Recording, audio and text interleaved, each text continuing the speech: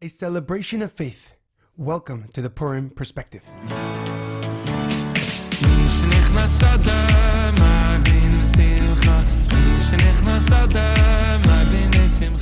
The Purim Perspective is in honor of the complete and speedy recovery of Sasson Betzalel ben Batya, Shaul Ben Berta, Fayga bas Gittel, and Dalit bas Shoshana.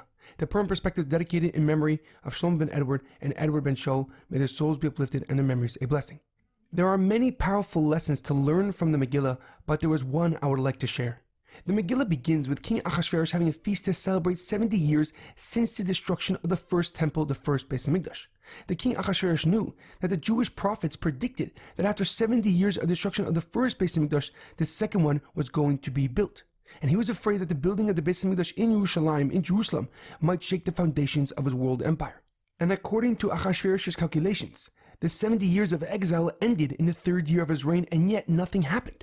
And he was thrilled because he believed that now the Jewish people will remain his subjects without ever regarding their power or independence.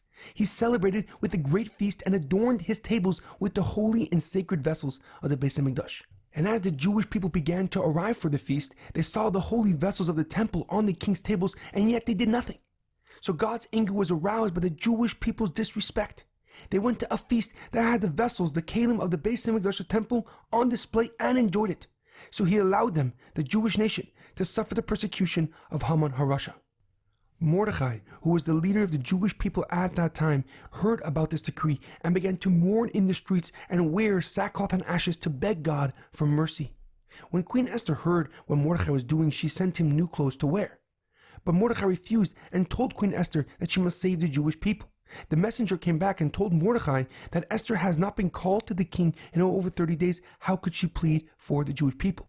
Mordechai responded to Esther that if she stays silent and does nothing, relief and deliverance will come to the Jews from another place. However, perhaps you have attained royalty just for this situation and this crisis. Mordechai was encouraging Esther to see the divine providence, the hashgacha pratis of her position, to recognize that this was God's plan all along. And all she needs to do is believe, to believe that she was put in her position to set God's plan in motion. Queen Esther shows us when she went to the king what true faith is.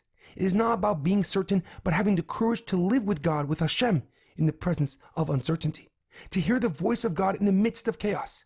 To let God guide you on his journey and be the co-author of your destiny. The pasuk says, La Yehudim ha'isa oira v'simcha Sasson Betzalel.